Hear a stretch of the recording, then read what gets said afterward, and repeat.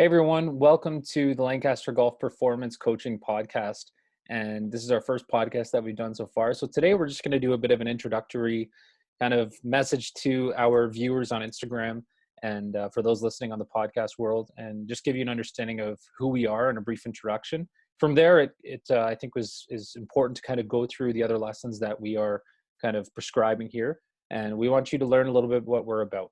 So first, we'll just start off with our stories and where we come from.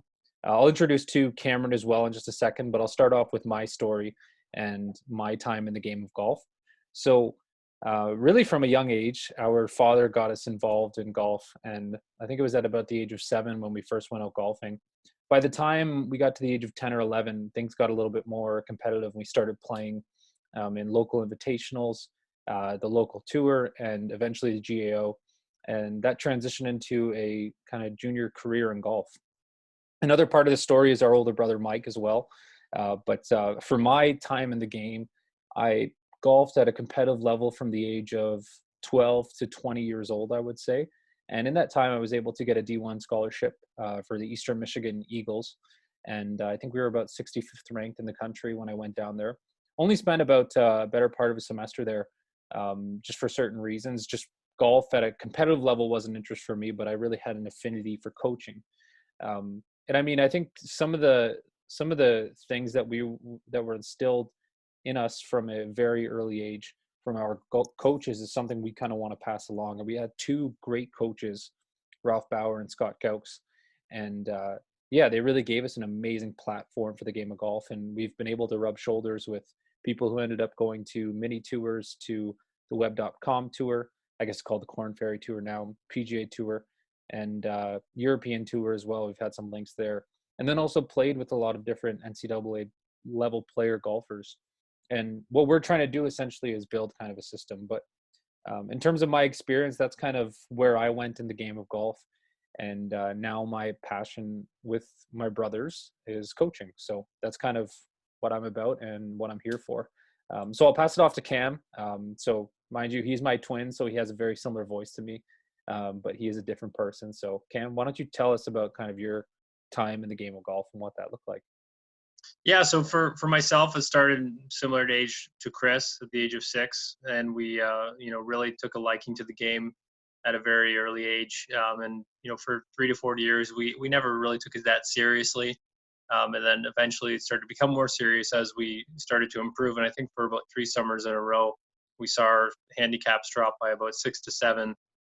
We went from like a 21 handicap to a scratch by the age of 12 to 13. So, and getting just a chance to play on some of the Ontario development tours and the GAO, and then playing in the I guess it's called Ontario Golf now, then the RCGA, which is now Golf Canada. And then we got the chance to go down and play in the AJGA and then in some USGA events. It really sort of took our development that much further. And then the goal was to eventually go down to the NCAA. Now, ultimately, oddly enough, the work I do now correlates to the struggles that I had earlier on as a junior. I struggled with my health quite a bit in terms of, I was pre-diabetic. I really struggled to keep weight off. And for myself, around the age of 18, I decided to shift my focus from golf completely, going in a different direction, focusing on my health, and was able to lose about 60 pounds in a 6-month span. And then shortly after that, started doing certifications with the world-renowned Czech Institute, and then also doing certifications under Scott Gauks for the biomechanics. So the early on struggles that I had myself in my career in golf, I was able to transition that into coaching, because my mission has been, since giving up playing competitively, to really help people in terms of not going through the struggles that I went through. So this was kind of what birthed Lancaster Golf Performance for us. We wanted to build sort of a full game system, all the way, from mental game, short game, nutrition, fitness, lifestyle, all combined into one, to really understand that you can get to that level. And that really is our, just to speak to our goals with our students. If you're a junior golfer coming through Lancaster Golf Performance, our goal for you is to make it to the NCAA and beyond. And then if you're a high level amateur, our goal for you is to make it to mini tours, and then the Corn Ferry Tour and the PGA Tour. So we really do set high goals, and we've, like Chris has mentioned, we've rubbed shoulders with greatness, just being able to work with Ralph Bauer and Scott Kaus, two different PGA Tour coaches who have a stable of guys on the tour. So we've been able to sort of peek behind the curtain and really start to understand their systematic ways to be able to make yourself into something that we call a golf machine. So maybe that's a good way to start in terms of making yourself into a golf machine, Chris, in terms of talking about the training journal that we formulated, I guess called our Golf Performance Journal. Mm. Yeah, absolutely. I think the big thing that we've noticed through growing up in the game, and we took for granted really as we were going through developing our junior careers, is just systems. And we were lucky enough to have great systems from our coach Ralph growing up. And he gave us kind of a step-by-step way of how to become a great golfer. And the amazing thing was we had a team of players around us, 15 to 20 guys that he had within his stable that we were able to develop with. And that's something that really propelled our games because we had people around us, we had systems, and there was just that level of everyone plays world class. And that's what he always emphasized with us, play world class. And I think the one thing I've noticed is that there are junior players that they don't take a formulaic approach to the game and don't treat it as a science, don't necessarily get coaches that will help propel them to the next level. And they are a little bit stuck within their games.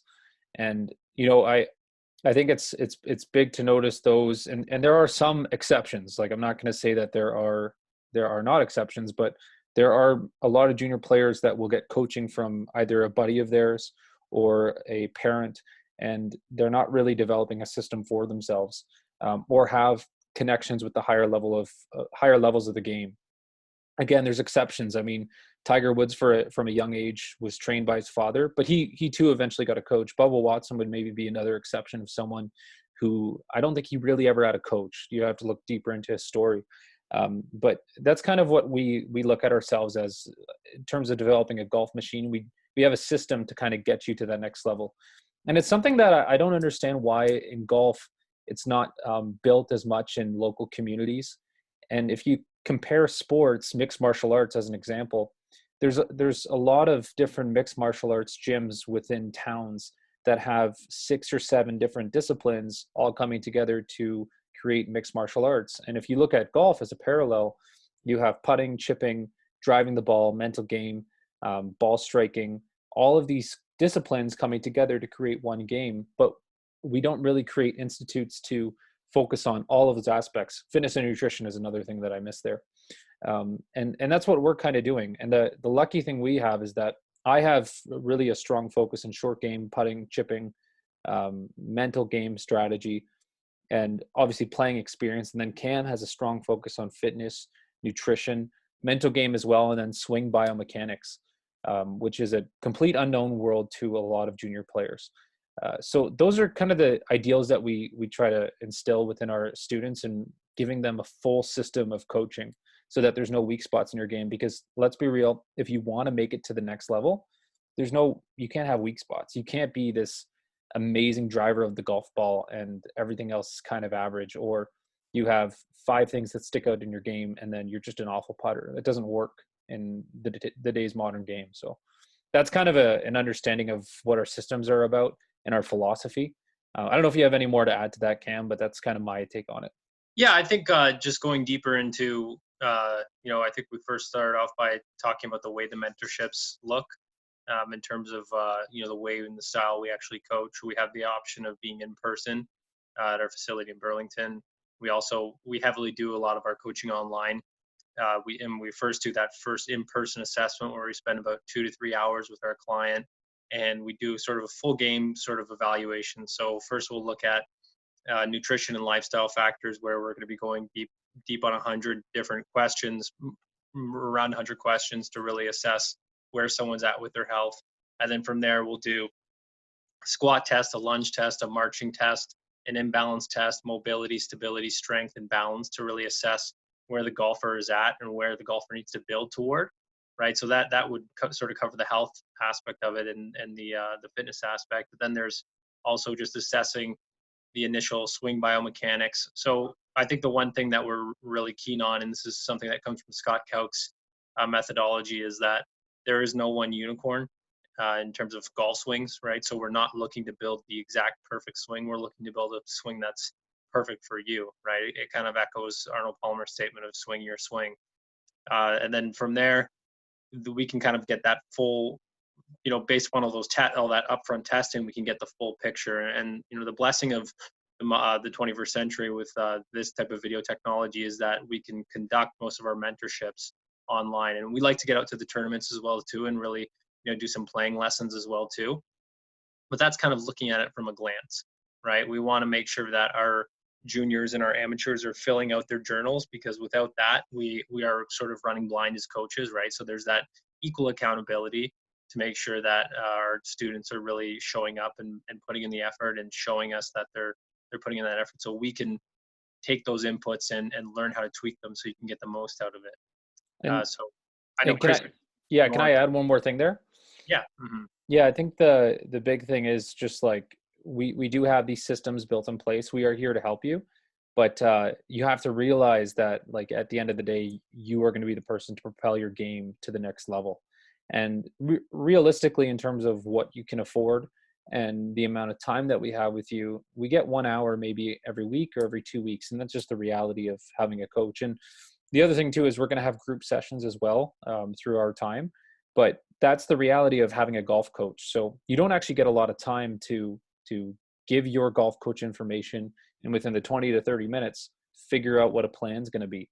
And that's, again, we've referenced the training journal a couple times. And if you're curious, let us know and shoot us a message, and we can kind of explain more of what it's about. But to give a brief summary, it's basically a day-by-day guide on what you're doing as a golfer from Monday to Sunday, what you're eating, putting into your body, the physical movements that you're going through, what your practice sessions look like, and what your playing looks like. And we kind of we can detail you in specific parts of your game, kind of what you should be working on each week.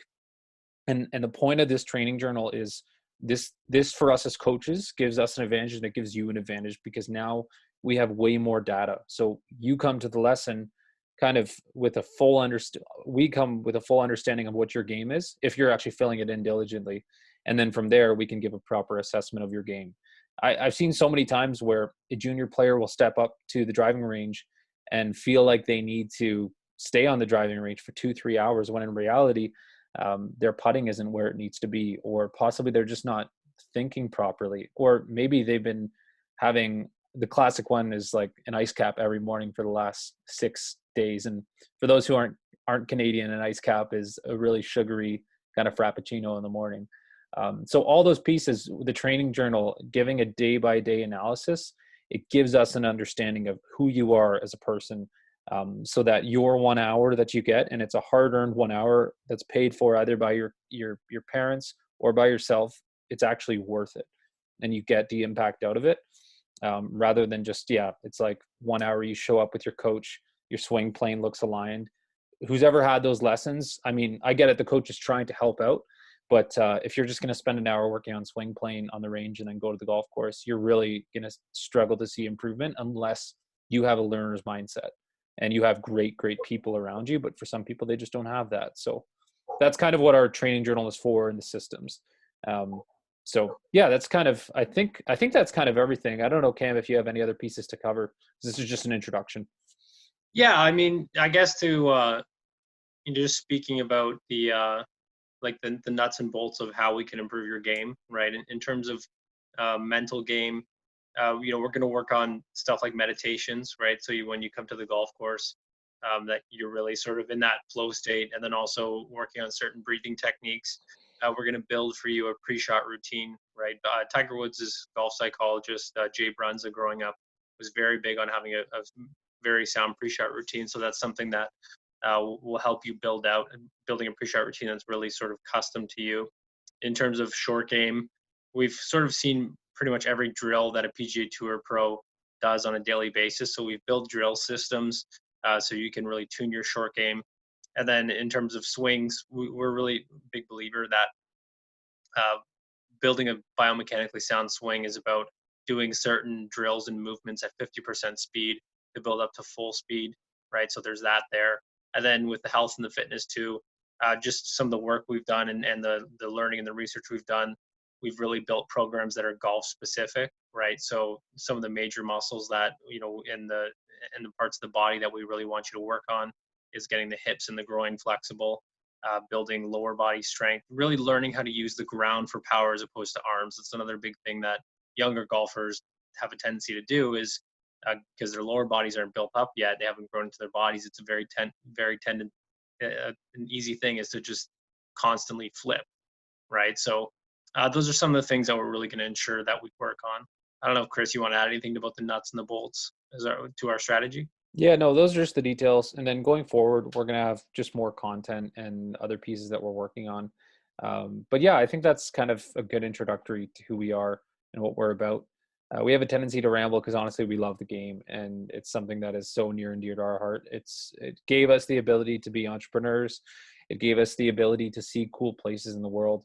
And you just have to understand there's a formulaic system to becoming good at golf and to getting to a high performing level. And that's our goal, is to get your game to that place. But again, you have to realize that we're just a little kind of footnote at the end of your story, and it's going to be you who's going to be facilitating that story, but we're here to help. So I think we'll end it there and expect more content to come. And yeah, have a great day, and we'll talk soon.